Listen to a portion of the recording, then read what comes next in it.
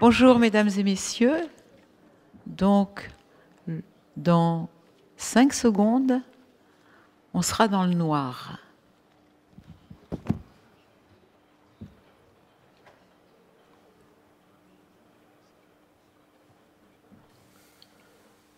Une fois éteinte la lumière des écrans, une fois rangé le smartphone, que reste-t-il de la ville numérique? La raison nous dit qu'elle ne disparaît pas. S'agitent toujours, dans les câbles de métal, les fibres optiques et les réseaux hertziens, des milliards d'informations fractionnées en bits et en octets qui courent d'un bout à l'autre de la ville. Souterraine ou aérienne, cette information qui circule se stocke parfois pour être exploitée au moyen d'algorithmes à la puissance inédite, sans que l'on sache toujours très bien si c'est à notre demande ou à notre insu, à notre service ou à celui d'une puissance tierce. De cette incertitude naît une inquiétude. Quelle part de ces informations qui traversent la ville lui est dédiée? Quelle part la modifie? Doit-on s'en réjouir et s'en saisir, ou au contraire s'en inquiéter? Dans la pénombre propice à la pensée, des formules issues de temps anciens nous viennent. Tel le pharmacone d'Aristote, le numérique serait à la fois remède et poison simultanément. Le remède aux maux urbains que nous ne parvenons pas à soulager, et un poison qui nous intoxiquerait autant qu'il nous soignerait.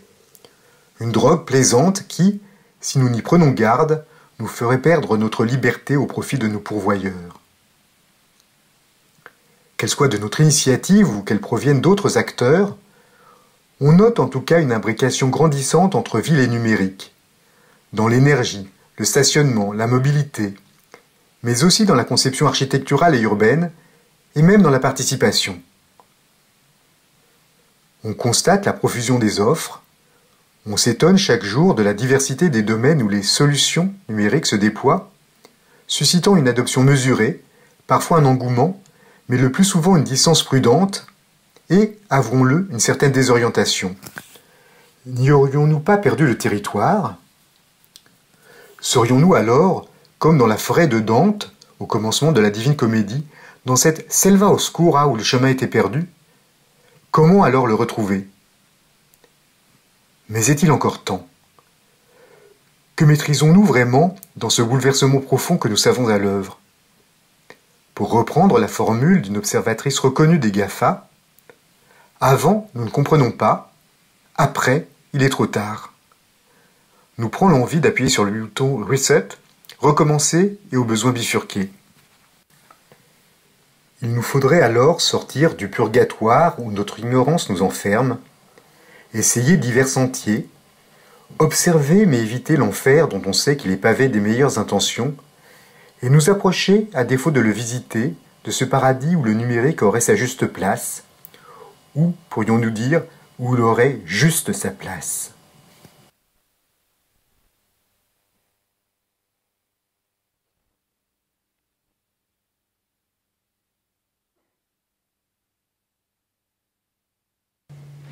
La ville numérique, c'est bien évidemment une ville qui est transformée en profondeur par les technologies de l'information et de la communication, avec finalement deux grands objectifs. Le premier, c'est une ville plus efficace, à la fois du point de vue des infrastructures classiques, mais aussi d'un point de vue environnemental.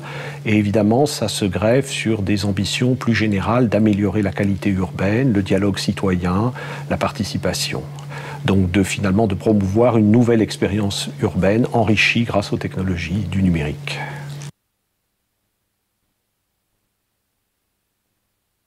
Je pense qu'on est encore au tout début. Je dirais le premier changement, c'est certainement que l'usager aujourd'hui a pris complètement l'habitude de vivre dans deux ordres de réalité. N'importe quel adolescent qui marche dans la rue en consultant son smartphone vit à la fois dans l'espace physique et dans un espace électronique et ne voit pas de contradiction entre les deux. Lorsque le numérique est apparu, on croyait que le numérique, finalement, allait dématérialiser la ville. On se rend compte aujourd'hui que le numérique, il épouse finalement les contours de la ville, il l'enrichit, mais on ne se substitue en aucun cas à elle.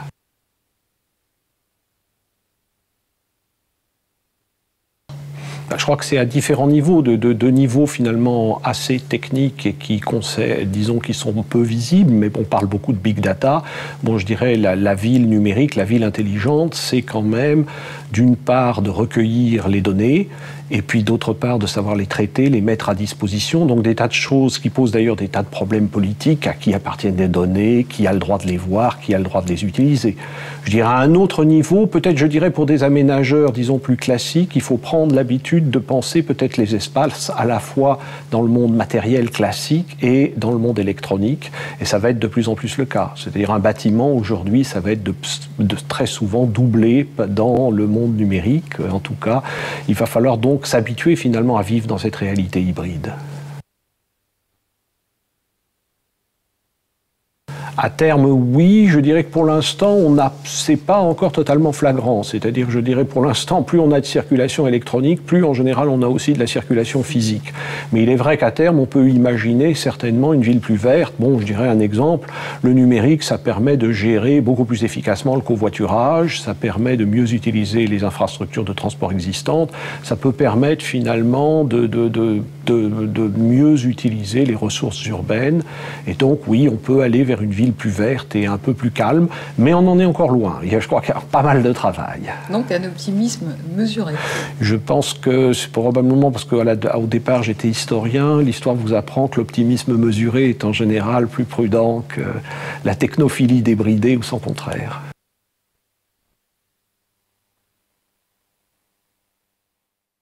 Ça y est, la lumière est... On m'entend là, oui. La ville numérique. Quand on a proposé il y a 3 ans avec les personnes qui sont là, du groupe de travail, Dominique, Ariane, moi et autres qui étaient avec nous à l'époque sur ce sujet, les collègues du club nous ont dit non, non, alors vous n'allez pas nous faire les GAFA, les machins, la Smart City, etc. On a un peu dû se battre sur ce sujet. Et on a un peu emporté le morceau en disant « Non, mais nous, on veut parler du numérique et de nos métiers d'aménageurs. » On a dû y revenir à 2 ou 3 fois. Ils ont dû se dire qu'on ne lâcherait pas l'affaire et on a conduit cet atelier. Et depuis 2 jours, entre les ateliers et le plateau aujourd'hui, on se dit que le sujet intéresse. On va procéder dans ce plateau à coup de micro-séquences conclusives, de sorte qu'il n'y a pas de conclusion définitive et loin s'en faut sur ce sujet, mais qu'on peut pas à pas poser quelques appréciations, quelques appréhensions du sujet qui peuvent apparaître comme des points d'arrêt, qu'on peut considérer comme des micro-conclusions. À ce stade, ce que l'on peut dire, et avec l'intervention d'Antoine Picon, et puis 3 ans de travail avec beaucoup d'intervenants, ce que l'on peut se dire, c'est le numérique a d'abord dérangé les silos de compétences, a interpellé les compétences tout court, a introduit de nouvelles compétences qui changent le positionnement de l'aménageur. L'énergie, par exemple, a tiré l'aménageur autant vers l'amont de ses métiers traditionnels que vers l'aval. Et de fait, a bouleversé sa relation avec son client qui est la collectivité. Le numérique a bouleversé la contribution citoyenne. On sort d'un atelier sur les serious games, c'est tout à fait clair. La contribution citoyenne s'est imposée dans la fabrique du projet. Les modèles économiques, évidemment, de ce fait, sont bouleversés. La valeur se déplaçant notamment, et Antoine Picon en parle, vers l'usage. Le numérique n'est pas chimiquement pur, parce que quand on pense aux mutations de la ville via les réseaux, réseau d'électricité, réseau de gaz, les sujets se traitaient dans une configuration technique unitaire. Le numérique, lui, a traversé tous les champs d'intervention et de ce fait a modifié cette cet aspect silo-technique, un peu comme un séisme, un peu comme quelque chose de tellurique. Il y a un effet de conductivité dans tous les domaines de nos métiers qui sont, je dirais, la spécificité de ce bouleversement numérique. Pour l'urbanisme, c'est une injonction à la recomposition et le repositionnement des acteurs, et c'est la suite de ce plateau qui va pouvoir développer cette micro-conclusion qui est presque une somme de questions. Et je vais me dématérialiser également puisque je suis sur un autre atelier. Bonne suite à ce plateau qui, je trouve, est passionnant. Merci Fabienne. Fabienne Crécy, vous avez parlé d'un bouleversement, d'un mouvement tellurique. Il ne faudrait pas pour autant qu'on soit sidéré face à ce mouvement-là. Il y a certes des puissances gigantesques à l'œuvre, mais il n'y a pas que les GAFA dans le paysage. Il y a aussi leur vis-à-vis du côté des collectivités, un certain nombre d'acteurs qui s'en emparent et qui s'inscrivent dans des histoires assez différentes les unes des autres et qui convergent aujourd'hui pour former la ville numérique ou la Smart City. Il y avait la e-administration qui s'est poursuivie avec le Web 2.0. Il y a le monde des utilities, des services urbains en réseau qui aujourd'hui, à travers la logique du grid, des smart grids, s'optimisent grâce au numérique, pour autant que ce ne soit pas trop pénalisant pour la planète. Et il y a enfin le monde des nouveaux entrants qui vient bousculer ces agencements, cette économie. Et ce sont ces nouveaux entrants dont va vous parler maintenant Thierry Marcoux de la FING. Merci. D'abord, merci au club Ville Aménagement pour son invitation. Je suis ravi de me retrouver parmi vous aujourd'hui. Je vais partager avec vous les conclusions du dernier chantier urbain que nous avons mené à la FING, que nous avons mené d'ailleurs avec l'IDRI, l'Institut de développement durable et des relations internationales, que vous connaissez certainement, qui était un travail, finalement, après 10 ans de chantier urbain à la FING, on avait besoin de faire une sorte de retour critique sur ce qui avait pu nous enthousiasmer au début, hein, mais qui, 10 ans après, nous interrogeait sous certains aspects. Bon, je vais zapper cette slide-là parce qu'on n'a pas trop de temps, et je vais tout de suite aller sur ces nouveaux entrants que le numérique a fait émerger dans l'environnement urbain. Je vais commencer avec les individus, les citadins, les citoyens. Nous, en fait, on a compris à la fin d'Audacities que finalement, les citadins pouvaient jouer 3 rôles différents, qui parfois se superposent, parfois s'excluent l'un l'autre. Le premier de ces rôles, c'est le citoyen numérique. Je dirais que historiquement, c'est la première couche. Quand l'Internet a commencé à monter en puissance, on parlait beaucoup à cette époque-là d'empowerment. Des individus qui, d'un seul coup, accédaient à de nouveaux outils, à de nouvelles connaissances, et pouvaient s'en emparer et faire de nouvelles choses, dans des perspectives qui étaient surtout mues par une sorte d'intérêt général. Je rappelle, mais vous l'avez tous compris, que c'est intéressant de noter quand même que l'empowerment, qui est un concept d'origine urbaine, hein, c'est l'école de Chicago, c'est vraiment tout ça, a été emprunté par les pionniers de l'Internet pour caractériser cette première époque. On trouve toujours aujourd'hui des gens très engagés dans ces directions-là, notamment tous les gens qui travaillent autour des logiciels libres, tous les gens qui travaillent autour des notions de commun numérique. Et je dirais que les grands ouvrages de cette première période de l'Internet, c'est par exemple Wikipédia, qui repose totalement sur des pratiques uniquement orientées vers l'intérêt général et le désintérêt personnel, si j'ose dire. Deuxième rôle que peut endosser le citadin numérique, c'est celui de contributeur et consommateur, ce qui correspond à à cette époque, qui a déjà une dizaine d'années, de ce qu'on appelait le web 2.0, le web contributif. D'un seul coup, les gens pouvaient, grâce à des outils pensés pour ça, partager énormément de choses, pouvoir contribuer, donner leur avis sur plein de choses. Et cette dimension-là du web, d'une part, a fait l'objet d'une appropriation massive par les individus, et notamment par les citadins. Et c'est sur cette base-là de la contribution qu'ont pu se développer les grandes plateformes, dont je vais parler un peu plus tard, mais qui finalement ont abouti à canaliser toute une série d'offres qui aujourd'hui correspondent à ce qu'on pourrait appeler la ville à la demande. Hein, c'est-à-dire que la ville servicielle, telle qu'on peut en débattre souvent, s'appuie sur ces grandes plateformes numériques, s'appuie sur cette appétence des individus pour les facilités qu'offre la ville servicielle, même si par ailleurs, cette même logique de contribution a pu aussi favoriser le développement de toute une série d'éléments qu'on a pu ranger sous le cadre de l'économie collaborative. Mais enfin, et donc nos cercles de tailles différentes montrent qu'aujourd'hui, le contributeur consommateur, c'est ce rôle-là que préfère, auquel adhère la plus grande majorité de des citadins aujourd'hui.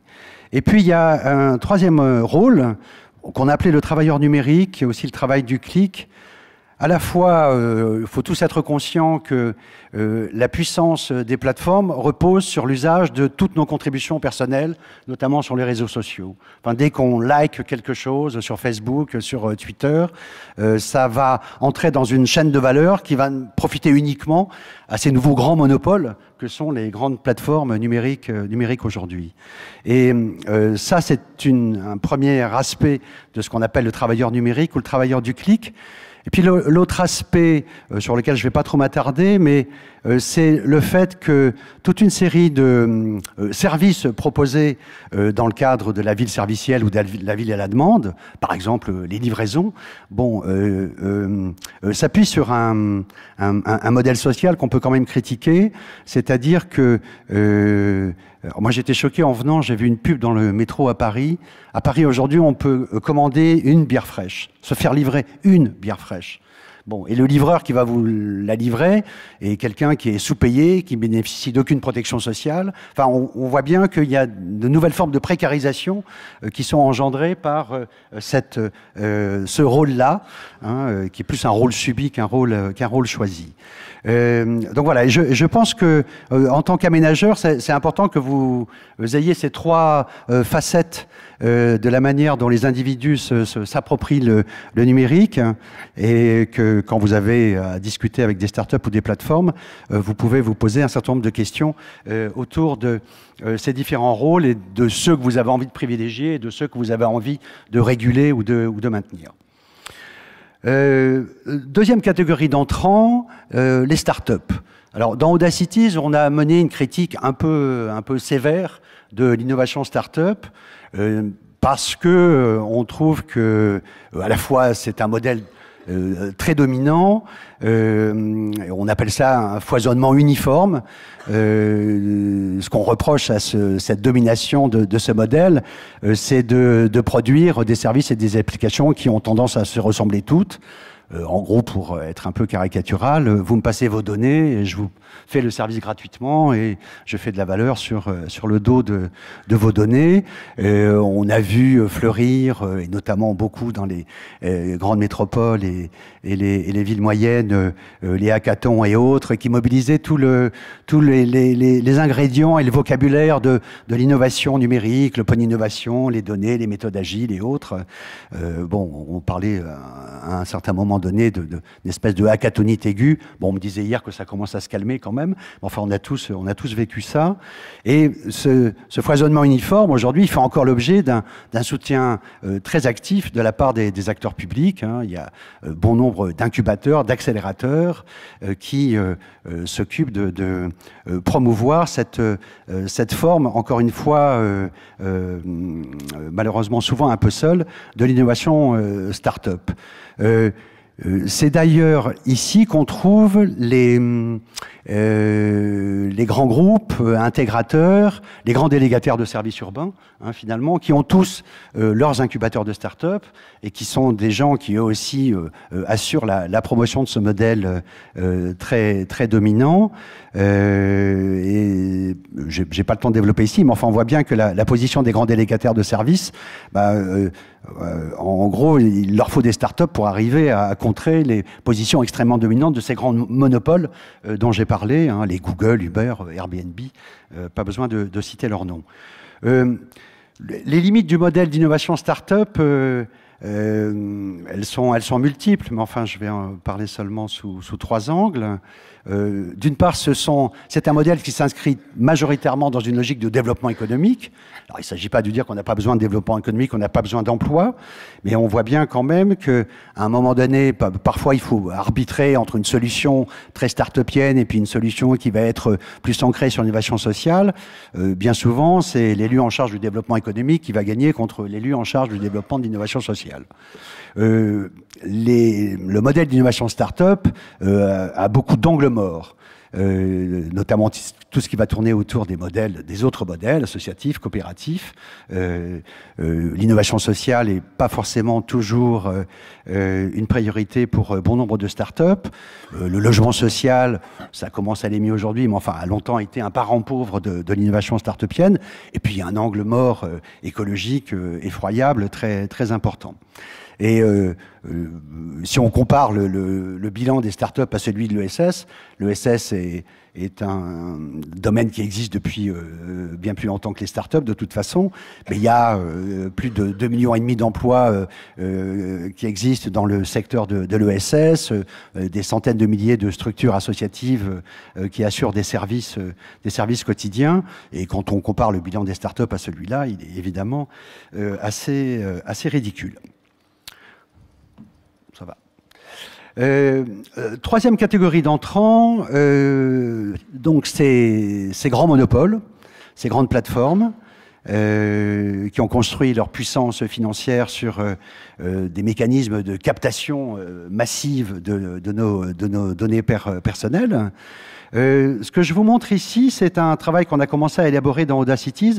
Enfin, je pense qu'il ne faut pas être seulement larmoyant, se plaindre du côté tentaculaire et de la puissance un peu effrayante parfois de ces grands groupes.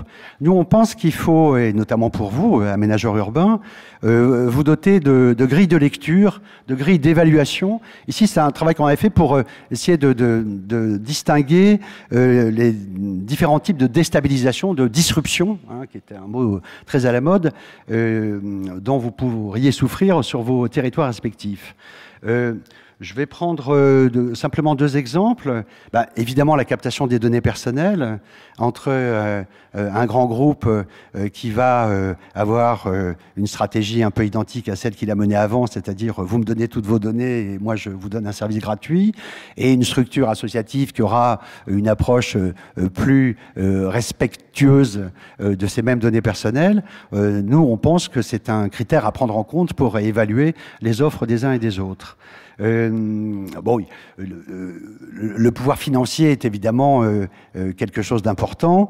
Un Uber ou un Airbnb n'est pas très sensible aux arguments financiers de la part d'arguments présentés par des grandes métropoles ou des aménageurs urbains. Les startups de la Civic Tech, par exemple, qui promettaient de hacker la démocratie, aujourd'hui sont totalement dépendantes des marchés, de la participation tels que les collectivités les déploient.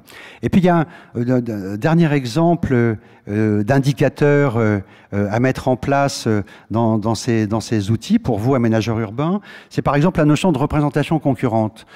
Ici, je vais prendre un exemple que vous devez tous connaître, c'est celui de Waze. Les Français sont très très utilisateurs de ce service, Waze. Et ce qu'on a beaucoup reproché à Waze au début, ils font des efforts aujourd'hui et ils essayent d'améliorer les choses. Mais enfin, en gros, Waze a finalement transformé l'information routière qui auparavant était collective en une information routière totalement individualisée, personnalisée. Hein, je suis dans ma voiture, je ne regarde presque plus les panneaux, je regarde les informations que me donne Waze pour avancer sur mon parcours. Et ce qu'on a beaucoup reproché à Waze, c'est de ne tenir absolument pas compte des différentes hiérarchies des voies sur un plan masse, de ne pas tenir compte des zones apaisées où on ne peut pas passer au-delà d'un certain poids de véhicule et à une certaine vitesse. Et encore une fois, aujourd'hui, ça se calme. Mais bon, on a assisté à beaucoup de... Alors, en France, je ne sais pas si ça a eu lieu, mais au Canada, il y avait des résidents qui se sont armés, qui ont bloqué les rues pour empêcher les voitures de Waze, parce qu'elles savaient que Waze recommandait cet itinéraire quand il y avait une congestion à droite et à gauche. Enfin, voilà, c'est cette notion de représentation concurrente entre un plan de circulation voté, approuvé, discuté par une collectivité, et puis un autre plan de circulation alternatif décidé unilatéralement par une grande plateforme. Donc voilà, nous on pense qu'il y a vraiment besoin aujourd'hui d'outiller les acteurs publics urbains, d'outils de ce type pour apprécier différemment les différentes offres qui peuvent venir de ces nouveaux acteurs urbains que sont les acteurs numériques, aussi bien grandes plateformes que start-up. Dernier point que je souhaitais partager avec vous, c'est le fait qu'aujourd'hui on est face à un défi, et que les aménageurs urbains que vous êtes l'affrontent en ce moment. Nous, on pense qu'il faut orienter l'innovation numérique. Aujourd'hui, ça paraît presque un peu comme un gros mot d'oser dire ça, quoi. L'innovation est encore aujourd'hui comme une espèce de pensée magique, de toute façon. Hein, l'innovation nous tombe dessus, c'est pas discutable, ou on en discute seulement après quand c'est trop tard.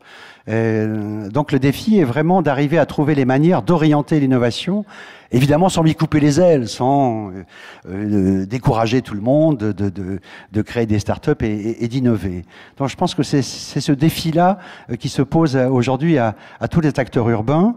Nous, ce qu'on a découvert dans Audacities avec nos amis de l'IDRI, c'est que de toute façon, dès qu'on innove, se pose un problème de gouvernance.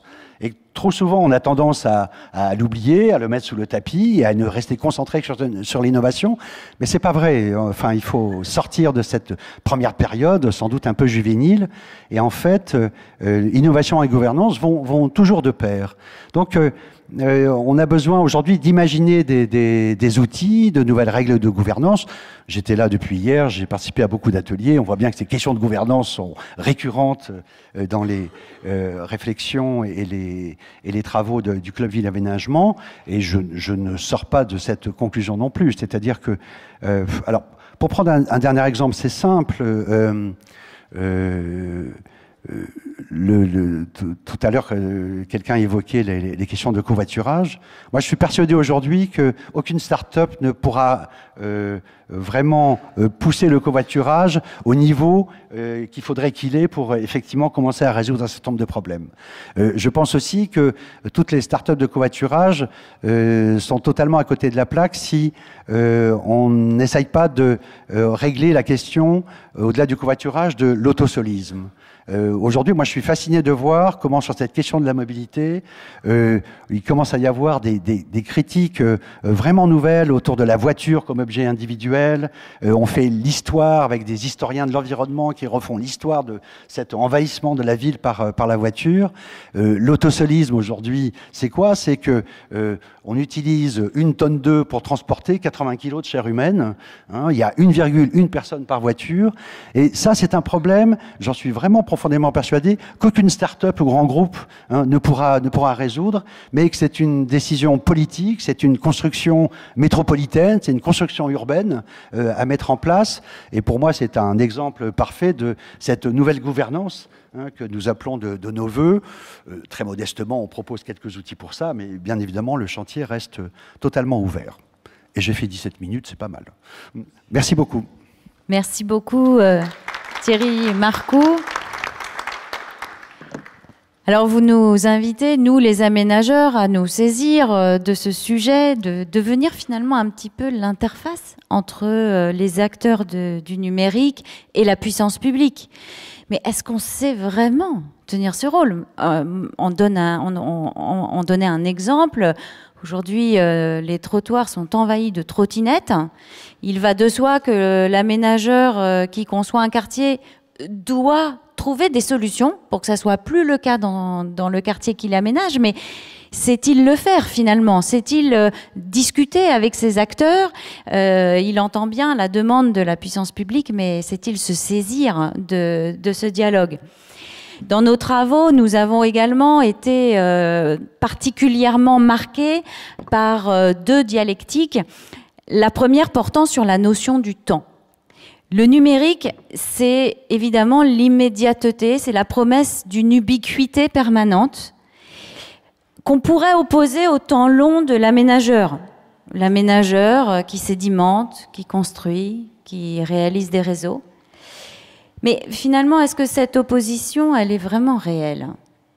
Parce que ce n'est pas de la semaine dernière que les aménageurs s'inquiètent de l'éphémère, se saisissent de préfiguration, sont particulièrement concernés par la manière dont le temps long qu'ils incarnent peut aussi répondre par des actions concrètes à des temps très courts sur lesquels ils sont attendus. Donc cette dialectique, finalement, elle n'est pas forcément propre au numérique.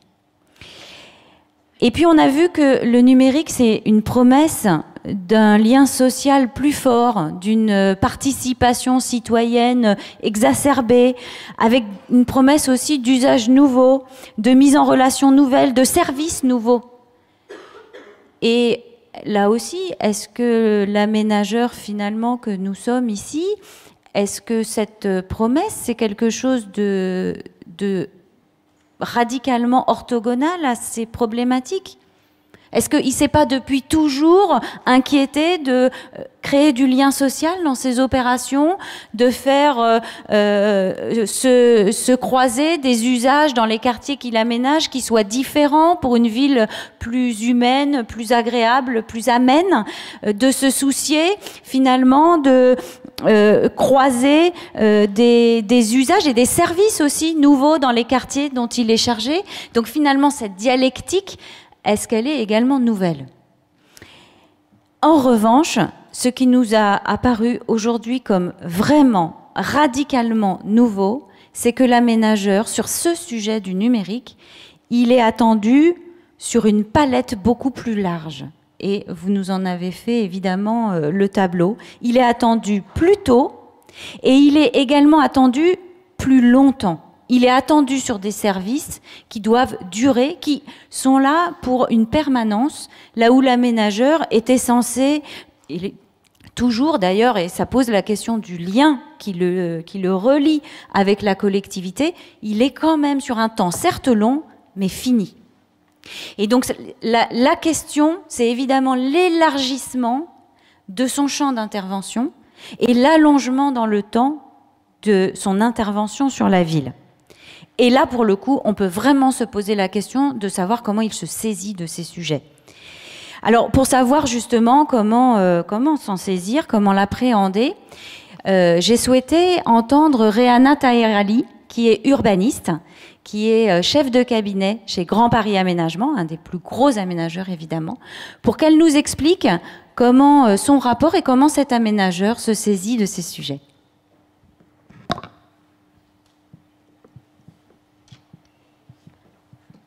Merci beaucoup, Ariane. Effectivement, il y a quelques temps, j'ai eu la chance de remettre au directeur général de Grand Paris Aménagement, Thierry Lajoie, un rapport intitulé « Pour une stratégie d'innovation urbaine de Grand Paris Aménagement, la ville de demain, maintenant ou jamais ». Alors, pour faire le lien avec le sujet du jour, pourquoi est-ce qu'on m'a commandé ce rapport il y a quelques mois? Parce que nous sommes en charge d'une centaine d'opérations d'aménagement sur tout le périmètre de l'Île-de-France, d'opérations d'aménagement petites et grandes, dont la durée prévisionnelle et réelle oscille entre 8 et 18 ans. Et parce qu'on nous demande de penser aujourd'hui la ville de demain dans la méconnaissance totale des modes de vie, des usages et des technologies qui existeront dans la ville que nous aurons livré. Ariane l'a très bien dit, l'enjeu de l'aménageur avant c'était l'espace, maintenant ça devient surtout le temps. Et parce que nous sommes dans une période un peu incertaine. Alors oui, il y a la révolution numérique, c'est le sujet du jour, mais nous sommes aussi en pleine crise écologique, effondrement écologique même, n'ayons pas peur des mots, et le métier d'aménageur, par essence, il a un impact. Et donc, la période est incertaine, mais surtout, la période, elle nous oblige en tant qu'aménageur public. Et donc, dans ce contexte, que peut le numérique? C'est les questions que je me suis posées à l'occasion de ce rapport. Est-ce que le numérique va sauver la ville et donc sauver le monde, ou est-ce qu'au contraire, elle va accroître les inégalités? Et quel rôle la puissance publique et les aménageurs doivent-ils jouer, alors que la ville numérique est déjà là aujourd'hui? En 2017, et pour donner un ordre d'idée, il y avait 4 milliards de smartphones dans le monde pour 7,5 milliards d'habitants et 20 milliards d'objets connectés. La ville numérique est déjà là.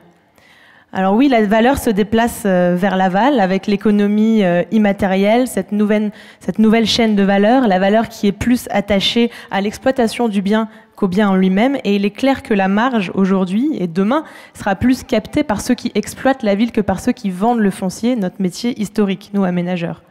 C'est pourquoi les acteurs se déplacent. Ou pour être plus exact, ils prennent de plus en plus de place sur la chaîne de la fabrication de la ville. Ils remontent en amont pour avoir une plus large échelle et pour pouvoir davantage maîtriser l'aval et les usages finaux. Donc notre rôle, nous aménageurs, est clairement amené à évoluer. Le postulat de base, c'est ça, c'est que sous le poids de la digitalisation et de la mondialisation, la ville mute et nous sommes passés d'une ville de l'offre à une ville à la demande, à une ville, à une économie physique, à une économie immatérielle, à une ville de l'infrastructure, à une ville des services, à une ville à la valeur du bien et à une valeur qui réside davantage dans l'usage du bien. Et donc pour moi et pour Grand Paris Aménagement, il y a 3 grands sujets que pose la ville numérique aux aménageurs publics aujourd'hui. Le premier de ces sujets, c'est notre capacité, même notre incapacité à anticiper les usages dans 10 ans, par exemple. En fait, ça interroge notre agilité, notre capacité à intégrer des données évolutives, à faire cette ville réversible, cette ville mutable. Et comme les habitants ont pris les commandes, ça veut dire que la prescription a changé de camp. Les habitants n'arrivent plus en bout de course, mais doivent être intégrés dès l'amont. Et que nous, en fait, aménageurs, on va peut-être être amenés à avoir un autre rôle, peut-être celui de régulateur. Tu citais l'exemple des trottinettes, c'est exactement ça. La question n'est pas de savoir s'il faut les interdire ou pas, mais de savoir quel rôle la puissance publique et l'aménageur prend pour pouvoir prendre en compte ce besoin réel. On voit bien qu'en un an, elles ont déferlé dans la ville de Paris et que le besoin réel est réel et il est là. Et est-ce qu'on est assez agile pour prendre en compte ces sujets ? Alors les habitants prennent les commandes et on essaye de prendre en compte ce sujet chez Grand Paris Aménagement. Nous avons noué un partenariat, par exemple, avec la start-up Workwell qui développe une application d'agrégation de services pour une communauté donnée. Initialement, ces communautés étaient plutôt des salariés de grandes entreprises, mais avec Workwell, nous avons travaillé à étendre cette communauté à des quartiers, à des opérations d'aménagement. Et nous le testons, par exemple, sur Aéroliance Paris, un quartier d'affaires que nous aménageons aux portes de l'aéroport Roissy-Charles de Gaulle, de 198 hectares et qui accueillera à terme plus de 15 000 salariés. Ce qui est intéressant, c'est qu'aujourd'hui, on est à peu près à la moitié de l'avancement de l'opération et qu'on a déjà des salariés sur place et que du coup, on va pouvoir leur rapporter ces services-là pour répondre à leurs besoins tout de suite et qu'on va pouvoir également écouter, être à l'écoute pour, pourquoi pas, demain, en tout cas c'est notre vœu, permettre d'améliorer le projet dans les phases suivantes. Et donc à Aéroliance Paris, on voit bien qu'on ne vend plus seulement des mètres carrés. On vend des mètres carrés enrichis d'une couche numérique, enrichis d'une couche servicielle, si je puis dire, et puisque demain, tous les utilisateurs, les preneurs, bénéficieront automatiquement des services de Workwell. Notre incapacité à anticiper peut nous conduire à batailler pour faire la ville des besoins réels des populations, de toutes les catégories de la population, de la ville qu'on appelle de l'expérience utilisateur. Donc il y a des outils qui existent aujourd'hui, la maîtrise d'ouvrage, la maîtrise d'usage, les outils numériques qui peuvent nous y aider. Et d'ailleurs, avec Workwell, nous réfléchissons à implémenter quelque part en Île-de-France une tour qui serait connectée, designée par et pour l'expérience sensible des utilisateurs, connectée non pas sans que la tech soit visible, low tech, du no UI, comme on dit, sans interface, parce que c'est aussi l'enjeu aujourd'hui. Comment est-ce qu'on fait la ville numérique sans qu'on soit pollué par le numérique et par les écrans? Notre incapacité à anticiper nous a aussi donné du retard, nous, aménageurs publics, dans ce qui est censé être notre domaine de prédilection, l'espace public. Je pense que c'est un des très gros enjeux que nous avons devant nous, les aménageurs. L'espace public prend de plus en plus de valeur parce que les usages et le numérique nous permettent aujourd'hui de différencier l'utilisation des espaces selon les moments de la journée. D'ailleurs, le concept de rue dynamique développé par Carlo Ratti, qui est l'architecte de Quayside à Toronto, dont vous avez sans doute entendu parler, la ville Google, c'est la photo qu'on voit à l'écran. Il s'est inspiré d'ingénieurs français de Livestar pour ce concept-là. Et d'ailleurs, en France, on ne démérite pas non plus. La Samoa est en train de développer un projet de rue numérique sur l'île de Nantes. Le deuxième sujet qui nous interroge quant à la ville numérique, c'est la problématique de l'accès. Parce que le numérique, oui, certes, c'est une formidable opportunité, mais il faut qu'on soit vigilants, nous, aménageurs publics, à ce qu'on ne creuse pas davantage d'inégalités, mais au contraire qu'il nous aide à les gommer. On n'est pas les acteurs d'une ville privée et c'est notre rôle de garantir que nous apportons l'accès au numérique et aux services à tous. Et notre enjeu, nous, par exemple, à Grand Paris Aménagement, c'est de réussir à mettre en place la ville numérique dans des quartiers comme autant à Grigny et à Sevran qu'au Vésinet ou à Saint-Maur.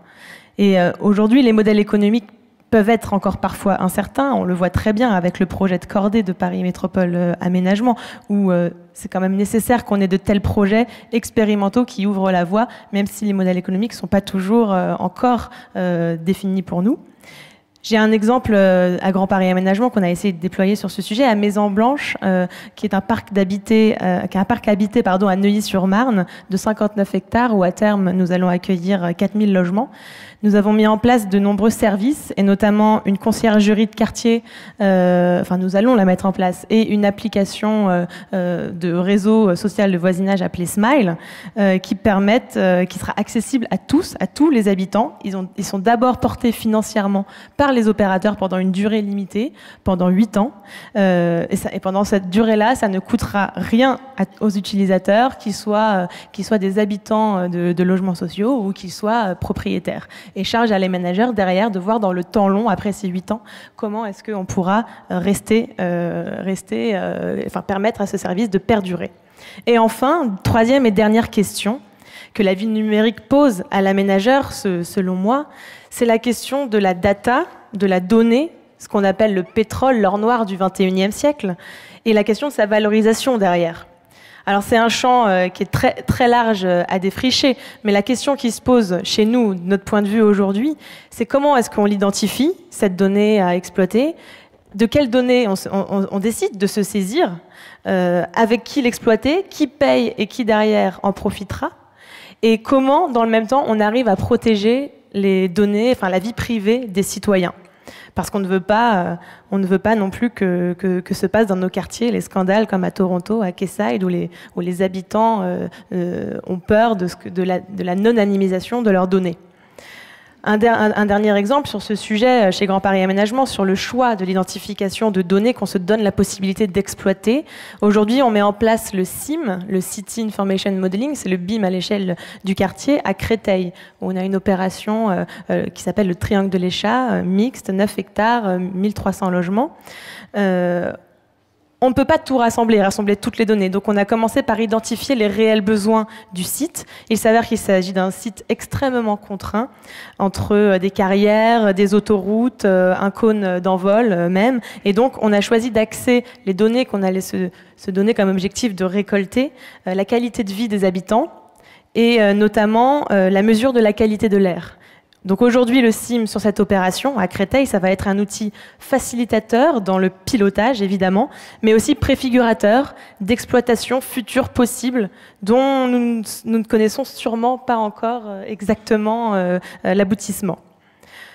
Donc pour conclure, depuis ce rapport Grand Paris Aménagement, et puis bien avant évidemment, se pose beaucoup de questions, et on a abordé beaucoup de champs sur cette question de l'innovation, et on se met en ordre de marche sur certains sujets qui sont très identifiés, comme d'autres aménageurs, comme la réduction de l'empreinte carbone aujourd'hui, l'utilisation de matériaux biosourcés, la réduction de l'artificialisation des sols, et du moins sa mesure, et bien sûr la ville à la demande et la ville des services.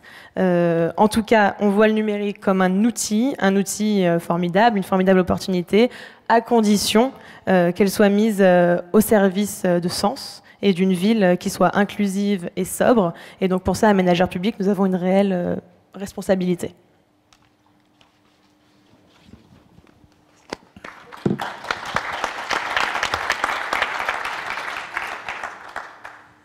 Oui, Rehanna Taherali l'a dit, nous ne savons pas à quoi ressemblera la ville numérique de demain.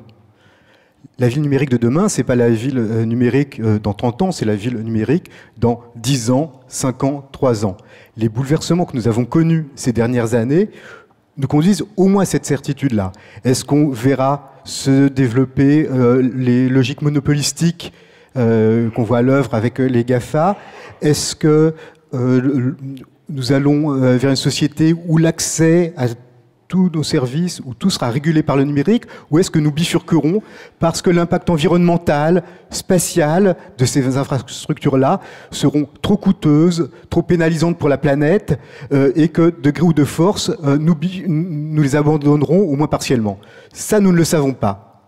En revanche, on peut identifier aujourd'hui, comme un instantané, sur une trajectoire, 3 figures de la ville numérique, et ces 3 figures, les aménageurs sont amenés à en prendre acte et ont peut-être la possibilité de se repositionner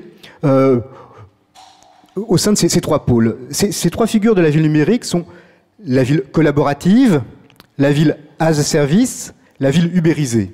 Alors, ces 3 figures c'est une proposition que nous vous faisons à partir des travaux que nous avons menés dans ce groupe de travail. La ville collaborative répond aux attentes en matière de renouvellement du lien citadin. Le numérique apparaît comme une opportunité pour ouvrir la boîte noire du projet, pour se ressaisir des images, des maquettes, des intentions et des outils participatifs tels que le crowdsourcing, le crowdfunding et les civic tech qui vont avec peuvent, moyennant certaines formes de gouvernance, servir à ce projet-là. L'aménageur est interpellé dès les phases d'études et de conception et il peut prendre à son compte le rôle d'interlocuteur référent en dehors des étapes traditionnelles de la concertation. Il devient ou il peut devenir le garant de la consolidation des données et du débat autour des communs numériques urbains. Numérique et urbain, urbain et numérique et numérique urbain. Et de fait, l'aménageur connaîtrait ainsi un élargissement vers l'amont de ses champs d'intervention ainsi que de ses métiers. La deuxième figure de la ville numérique, c'est la ville as a service, comme le software as a service. C'est la ville qui délivre une nouvelle palette d'offres dans des silos urbains traditionnels, mobilité, logement, commerce. Le numérique permet de développer notamment autour de plateformes, privées ou publiques, une économie de l'usage, et on en a beaucoup parlé à l'instant. Cette dernière répond à de nouvelles demandes ou à des demandes traditionnelles, mais accompagne l'évolution des modes de vie, de la sociabilité ou de la consommation. Est-ce bien, est-ce mal? Ça n'est pas tant la question. En revanche, l'aménageur est attendu dans la continuité de son périmètre d'intervention habituel, au-delà de la livraison des opérations, afin d'accompagner l'utilisation, l'évaluation et l'évolution des aménagements réalisés. Il devient, directement ou en partenariat avec d'autres structures, un opérateur de service en innovant dans les contractualisations de ses missions et en apportant de nouvelles garanties a posteriori des phases de commercialisation. À l'échelle de la ville, on a eu l'exemple de Dijon qui a passé un marché global de performance avec un consortium. On peut imaginer d'autres formes à l'échelle d'une opération ou d'un quartier. L'aménageur de la ville, dans la ville numérique doit accompagner son repositionnement aval de plus en plus vaste. Et ça interpelle aujourd'hui la nature même de ces missions. Ça n'est pas le numérique qui produit cet élargissement vers l'aval, mais il y participe et il l'accélère. Troisième figure de la ville numérique, c'est la ville ubérisée, qui voit des acteurs privés concurrencer ou se substituer comme tiers de confiance aux acteurs publics, tels Airbnb pour le logement, Uber pour la mobilité. Le numérique permet à ces acteurs de développer une économie de l'usage, exploitant les infrastructures urbaines, sans en être les dépositaires ou les délégataires, sans contribuer à leur financement, tout en se substituant à ces mécanismes de redistribution et de gouvernance. Dans ce contexte de profonde transformation pour les acteurs publics, l'aménageur apparaît de plus en plus comme le principal, voire le seul garant de la fabrique urbaine, dans sa complexité et dans son temps long, dans ses implications et dans ses conséquences. Il est ainsi appelé à poursuivre ses missions historiques dans l'intérêt des territoires, en s'appuyant sur les engagements fondamentaux, non pas de l'amont ou de l'aval, mais finalement de son cœur de métier. Et c'est un petit peu la leçon que nous tirons de ce groupe de travail qui voit une ville se transformer en dehors des métiers traditionnels de l'aménagement, qui s'en trouve bousculée, invité à élargir le spectre de leurs interventions, mais finalement peut constituer une opportunité pour revenir sur le cœur du métier. C'était un petit peu la conclusion de notre groupe de travail sur cet aspect-là. Merci François. Donc, comme l'a dit Fabienne tout à l'heure, il n'y a en fait pas de conclusion, et donc il m'appartient de ne pas conclure cette séance, ce qui est un exercice à la fois difficile et bon, un peu facile. En fait, je vais reprendre quelques formulations en tant qu'aménageur, et nous étions plusieurs et nous avons eu une participation, je pense, d'un bon panel de membres du club dans les différentes séances de travail. On peut faire ressortir, je pense, quelques effectivement formulations dans lesquelles on peut se retrouver. La première, c'est que la Smart City, l'innovation, ce n'est pas une pensée magique devant laquelle il faut se prosterner. Vous l'avez bien compris, ça retraverse un peu beaucoup de choses qui ont été dites ici et dans nos différents ateliers qui ont travaillé, qui ont présenté en fait une approche sur les 3 couches de la ville intelligente, qui sont l'infrastructure qui est absolument pas neutre, la donnée qui est le carburant, et puis les services effectivement qui se déploient à partir de cette infrastructure et de cette data qui la nourrit. Donc il y a des fausses évidences et des réalités, et je dirais que c'est un vrai travail avec de l'évaluation, avec de l'expérimentation et un vrai travail de prise de conscience que nous avons à faire, tous en tant que citoyens, pas qu'en tant qu'aménageurs. Mais en tant qu'aménageur, ce qu'on peut dire, c'est effectivement, il n'y aura pas de Smart City sans City, donc à aménager, à transformer. Donc de toute façon, notre métier d'aménagement de la ville reste là. Donc ça, c'est quand même c'est un truisme, mais je pense qu'il est important à rappeler. La promesse d'optimisation reste à mesurer à l'aune d'une matérialité qui peut apparaître assez effrayante, et donc qui est à comprendre, parce qu'elle se passe parfois de l'autre côté de la Terre. C'est nos externalisations de déchets et de matières premières, etc. On ne va pas y revenir. Le numérique ne répare pas les fractures, donc ça non plus, c'est quelque chose qui est assez essentiel. Donc parler d'innovation, de ville intelligente, de Smart City, c'est en fait parler de politique, de vision à donner, d'exigences à poser et de choix à faire. Voilà, et donc, comme en matière de forme urbaine, comme en matière de programmation, la question de la ville numérique, c'est une question politique, et on s'en saisit, on doit s'en saisir, et le politique doit s'en saisir en sortant de cette fascination qui est en cours. Alors c'est vrai qu'on a peut-être quelques années à passer pour aller au bout de ce process où la technologie et toute sa puissance arrive, mais je crois qu'il ne faut pas qu'on reste fasciné par cette... je dirais qu'en phase de gadgetisation, il y a frugalité. Je pense qu'il faut qu'on arrive à se positionner entre les deux, et ce qui veut dire être en responsabilité dans nos métiers. Voilà, donc les différentes trajectoires de la ville qui se dessinent, qui viennent d'être rappelées, appellent dans tous les cas un profond repositionnement de nos métiers, ça c'est certain.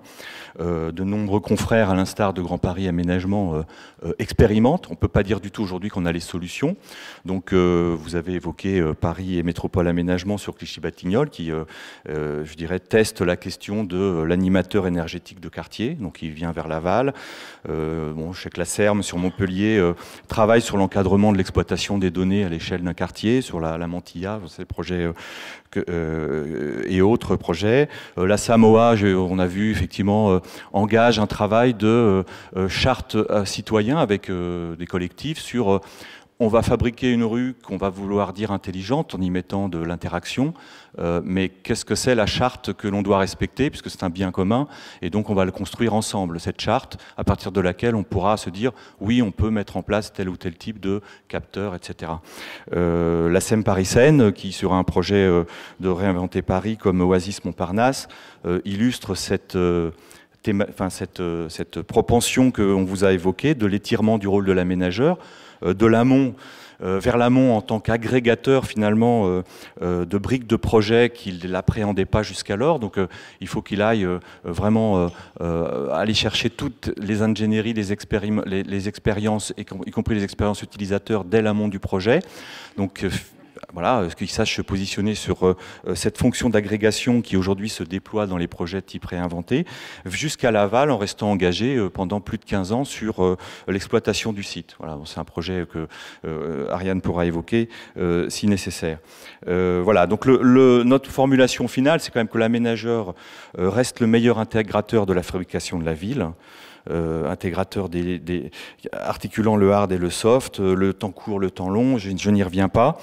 Pour autant, il doit savoir se remettre en question dans ce contexte, secoué fortement qu'il est par tous les nouveaux entrants, les évolutions de modèles économiques que cela induit, l'interpellation citoyenne, présente ou absente. On a bien vu avec Thierry Marcoux que il y a certes de l'acteur citoyen, mais il y a une bulle encore plus grosse qui est l'acteur consommateur que nous sommes tous et qui a un peu tendance à, voilà, je ne sais pas si dans la salle on peut se dire que pendant 2 minutes on lâche tous les smartphones. Bon voilà, juste dire que effectivement on est secoué aussi par une interpellation citoyenne. Voilà. Donc tout cela nous oblige, et j'en terminerai là. Voilà, tout cela nous oblige, et maintenant à vous de vous exprimer avec peut-être des propos sur ces thèmes que nous avons abordés ou d'autres ou des questions auprès de nos intervenants. Merci.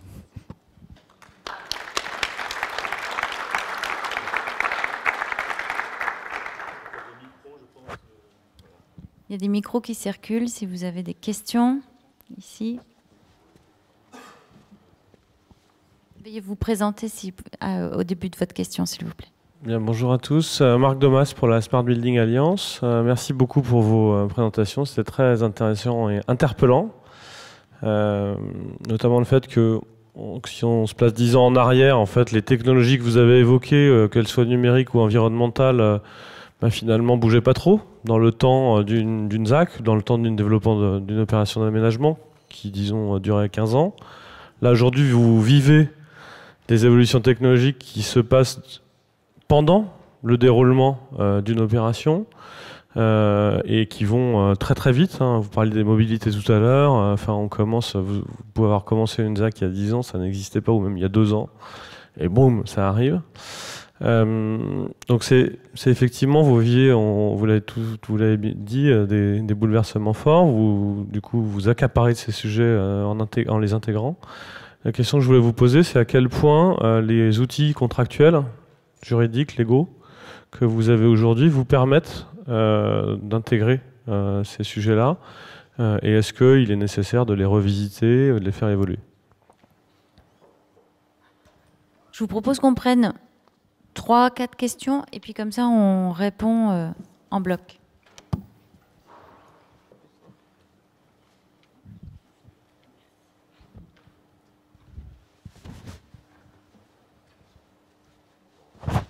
On va vous répondre alors.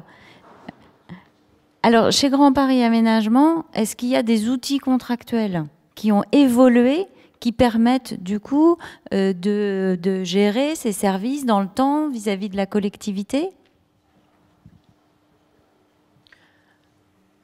Pour l'instant, on avance en marchant et là, jusqu'à présent, on n'a pas encore fait évoluer ces outils-là, mais c'est vraiment quelque chose qu'il faut parce qu'il faut plus de comment dire, pour tout ce qui est la question des données, réussir à avoir plus d'interopérabilité, de déstandardisation des données, et c'est un chantier qu'il faut absolument qu'on travaille, effectivement. Ce qu'on peut peut-être compléter, c'est que ça renvoie évidemment à la question du départ, de la terminaison de l'aménageur et de la ZAC. Alors, heureusement, peut-être nos opérations sont quand même très longues et donc on peut repousser à plus tard le jour où on se saisira de ce sujet. Du côté de Paris-Seine, on peut témoigner d'une opération pour laquelle la ville, au moment de sa clôture, a décidé de ne pas reprendre les espaces interstitiels et de les laisser définitivement dans le patrimoine de l'aménageur.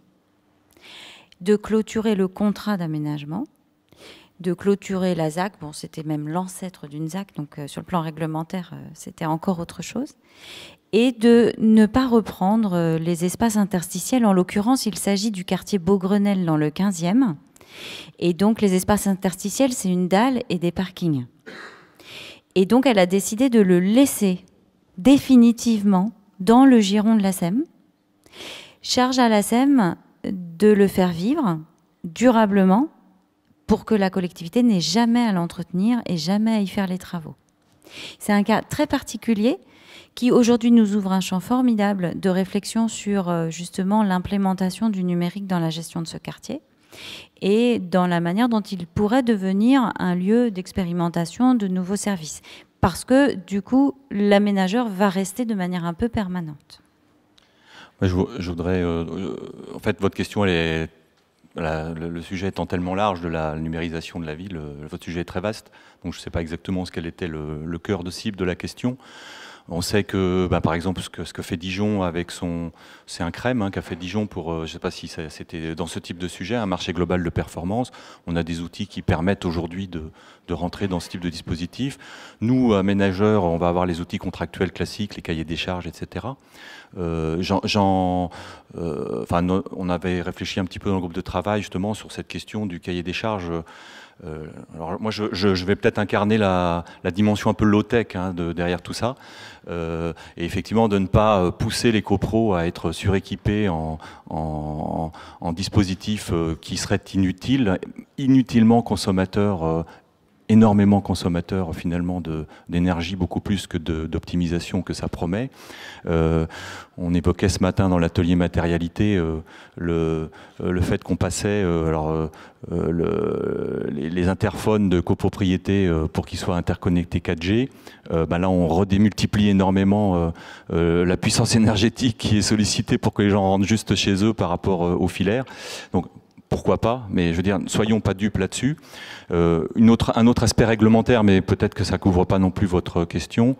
Aujourd'hui, on ne peut pas partager le Wi-Fi les uns avec les autres, puisque c'est celui qui a l'identification qui va porter la responsabilité de ce qui est fait de son canal par tout autre tiers. Voilà. Bon, ça peut être des choses qu'il faut réfléchir pour dire est-ce qu'on peut faire évoluer. La réglementation française est extrêmement stricte là-dessus, la loi Hadopi.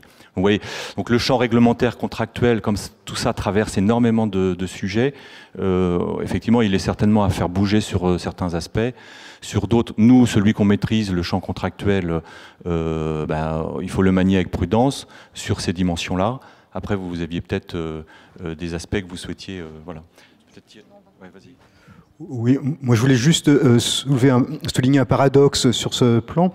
C'est que aujourd'hui, on n'a jamais eu autant de bâtiments ou de services monitorés, équipés de capteurs et finalement documentables et documentés. Et on n'a jamais été aussi démunis en matière d'évaluation.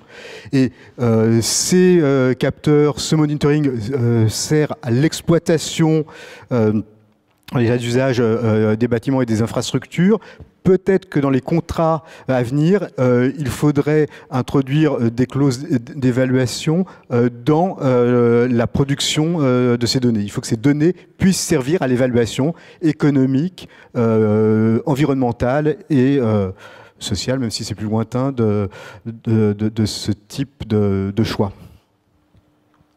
D'autres questions? D'autres interventions?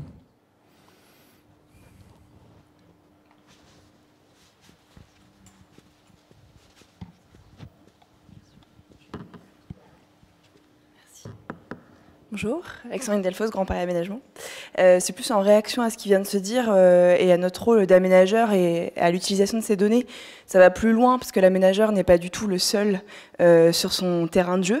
Et donc il y a des discussions qui supposent beaucoup d'échanges pour y arriver avec les promoteurs aussi, avec les bailleurs, avec les collectivités, avec les concessionnaires.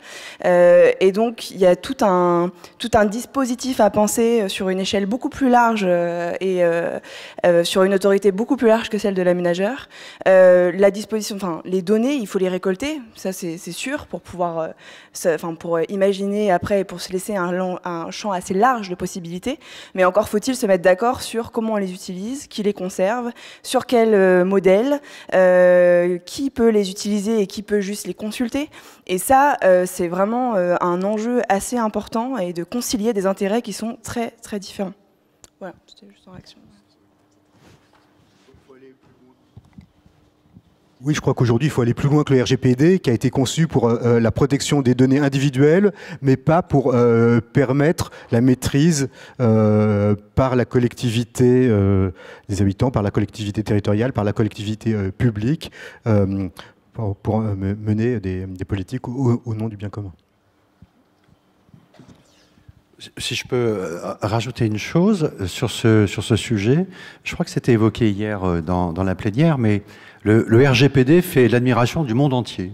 Enfin, tous les observateurs critiques de l'Internet, et notamment les Américains, rêvent d'un RGPD américain. Donc, c'est vraiment une première évolution très importante. Et moi, je voulais juste attirer votre attention sur un autre point. On travaille beaucoup en ce moment, la FING, avec les innovateurs de l'État, notamment un dispositif qui s'appelle Etalab.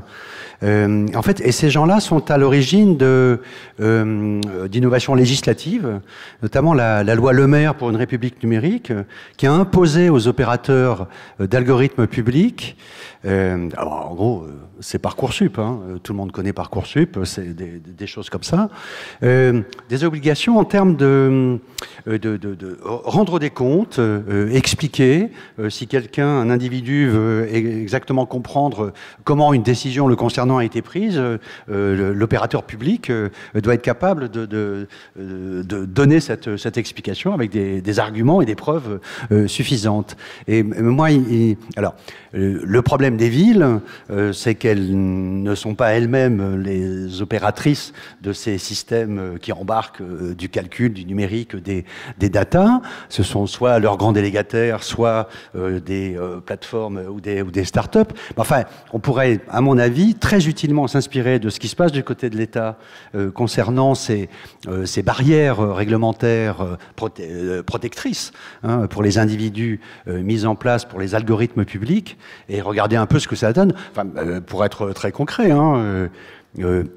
moi, on a travaillé avec Uber France sur Audacities. En fait, on voit très bien qu'on pourrait à la fois leur demander de rendre des comptes sur l'usage de leur algorithme et aussi se rendre compte des effets positifs qu'ils peuvent produire indépendamment des effets négatifs qu'ils produisent. Et moi, par exemple, j'avais été sidéré de constater que les 3/4 des courses Uber en Ile-de-France sont des courses banlieue. Et on voit bien qu'elles viennent exactement là où pêchent par leur absence les réseaux de transport public. Donc de demander des comptes à des opérateurs privés du numérique, c'est pas seulement pour les punir, c'est peut-être aussi pour prendre conscience qu'il y a des effets positifs qu'on ne voit pas forcément. Dernier point, là, très récemment, on voit bien que tous les grands groupes, Facebook le premier, parce que le pauvre Mark Zuckerberg, avec le scandale de Cambridge Analytica, enfin vraiment est descendu au 36e dessous, et tous ces gens-là demandent de la régulation. Enfin, vous voyez, on est dans ce moment assez paradoxal où on a les régulateurs qui ne veulent pas réguler et les irréguliers, si vous passez l'expression, qui eux demandent à l'être. Enfin, bon, voilà, je pense que à mon avis, l'initiative est de votre côté, quoi. Enfin, je veux dire, c'est vraiment aux acteurs publics, aux aménageurs publics, et de répondre à cette demande qu'on sent vraiment monter de plus en plus. Est-ce qu'il y a encore une question ici ?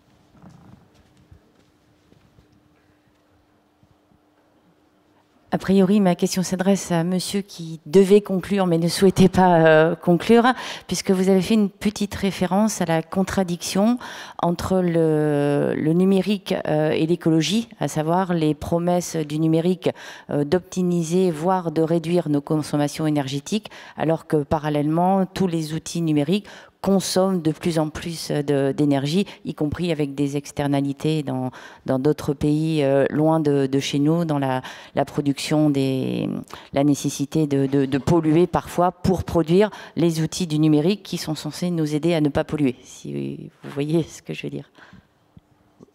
C'était effectivement l'objet de notre atelier de ce matin. En fait, il faut être juste lucide et pas technophile ni technophobe. D'ailleurs, on a vu qu'il y avait des exemples. Faut juste, en fait, c'est parce qu'on comprend pas ce qui se passe. Voilà, et il faut qu'on arrive à analyser ce qui se passe. C'est pour ça que l'évaluation est quelque chose de très important.